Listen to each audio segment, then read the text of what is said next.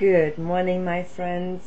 I haven't been on here for a while and I wanted to make a new video, and I wanted just to talk a little bit about what's going on. And it is very fascinating when you study quantum physics and you see what they're talking about on the minute scale, what you can see, and you see that in big, you see it in large, you see it actually in the physical world, that that's happening. This to me is the most incredible thing I've ever seen, because what happened is a year and a half ago, I started studying and reading about the I Ching. I have actually two of them, different ones to learn a little bit more in detail.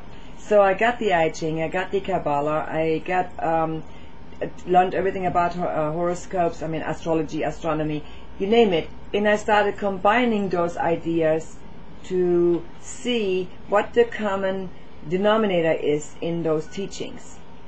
And what I found out is just so simple and so revealing. It makes me very happy. Nassim Haramein, hopefully I pronounced his name right again, he has shown certain things, and I have him on my website, positively-enlightening.com, and I can see this in the real world, what he's explaining. For instance, there's two donuts, and they're connected, the physical world, the spiritual world. He explains it in physics, but I explain it to you spiritually. There's the physical universe, there's the spiritual universe. They're interconnected. They can't be separated.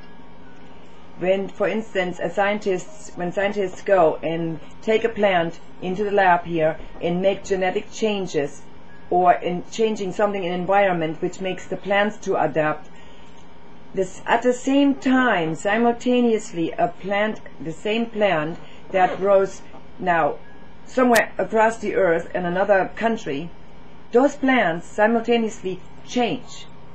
And we wonder, well, how is that possible?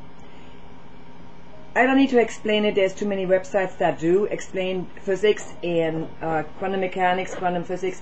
You can look it up. But the interesting thing is, after studying the Kabbalah and the I Ching and astronomy, astrology, and combining all those thoughts, I was very happy, and I said, wait a minute, there is a different design to me, and I came up with certain ideas and answers. And I'm going on my Facebook page, and there is a group in Australia that has done it. What I'm trying to say is, I have a thought or thoughts, and I put something together. In the moment I do, there is a same thing going on somewhere else. They have already done it. That means, did I pick the ideas up that are already floating there, and they did too? They did something with it, I haven't, which doesn't matter because it's there, it's done, and I enjoy the fruits of their labor because that saves me the labor. But you see what I'm saying is that I have an idea, I pick up an idea that is really, really wonderful, makes me extremely happy, and if I don't follow through, I guarantee you somebody else will, because the ideas are already there. So I joined with this group because what they have done and completed, I love the mandala they made. It's so perfect and it's so right on that it's just wonderful to see that when I do something, it has an effect somewhere else. The butterfly effect. When I do something here, when I speak something, it will have an effect somewhere else, a profound effect, but it's also united in harmony. So it's a harmonious thing. It was very fascinating. Also, one time I invented something just for the fun of it, and I said, man, wouldn't that be a great idea? But I didn't follow it up. I didn't go with it. I didn't run with it. I just, let it slide. Well, a couple months later, somebody in the same town, by the way, came up with the same invention and made a business out of it.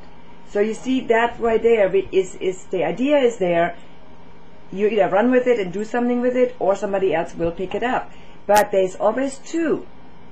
There's never just you. There's never just one. There's always two. There's the physical and there's the spiritual. There's the positive and there's the negative. There's always two. That is so fascinating. A black hole, for instance. We think black holes totally destroy everything that is around them. That's not true. It becomes reconstituted. Yeah, it absorbs all the dead material around it, but on the other side, if you could look behind a black hole, you know what you would see? You would see new materials, new creation.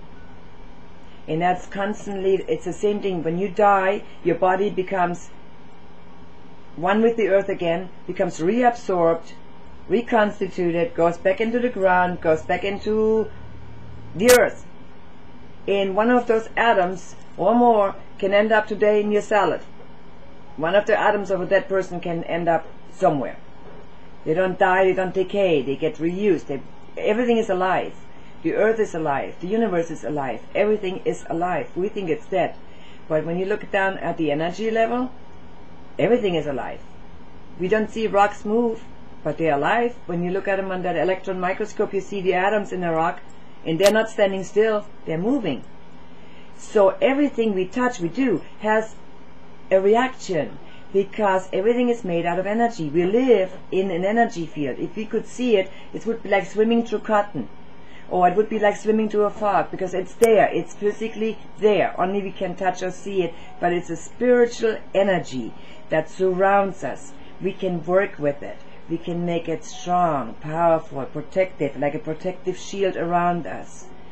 We can heal with this energy by laying hands on somebody and giving them healing energy, which comes from our words, but mainly comes from our heart. So you see, everything is connected. We are all connected on a level that is above our regular normal thinking level. We're connected on a much higher level, but we are connected. So what you say or do does have repercussions all over the globe, even though we don't see it. I remember that movie Pay It Forward, and the repercussions of that was so immense. Well, that is a good example of what's going on in the spiritual world. Today I want you to focus on that whatever you do, whatever you say, has spiritual consequences. So say nice things. Instead of pointing out something bad about somebody, point out something positive. It doesn't matter what it is. Pick something, and even if it's just the smallest thing, and make a small compliment, it goes so much farther than picking out something you don't like. Because you know what? We're not perfect either, you know. So I try to speak positive. I am learning a lot. I have a boss that is even much further in one direction than I am, and he is teaching me, which is really absolutely amazing, because I keep forgetting I'm still, you know, this human woman that reacts like that a lot of times, and I try to get away from that and become this spiritual being that blesses others. And it's hard work, because it's not hard at all. That's what makes it so hard, because it's so simple. All you need to do is feel the love and share it, you know. Share it and be an example of light, and be an example of beauty, be an example of sweetness. And once you do that, the universe reacts in kind to you and will bless you with all those things that you so dearly desire. But when your attitude doesn't go along with your dreams and wishes, you don't get anything. So remember that. Have your attitude and your heart right. Guess what a God spark is that the scientists look for?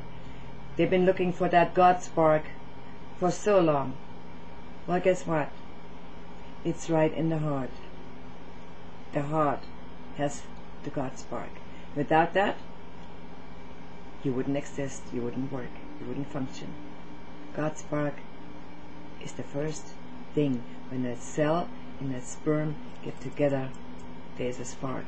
That spark triggers the building of the heart, which has to get the engine going, and then the body is built around the engine.